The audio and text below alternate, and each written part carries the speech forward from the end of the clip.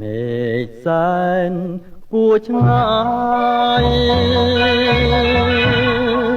ឆ្ងាយពីភពសធាដោយទំសាយនឹងព្រះចន្ទ្រាដោយគំងាហើយនឹងរូបហួងនិសាយហួធ្នមបីនួនល្អហួក្តីប្រាថ្នាដែលរៀមសង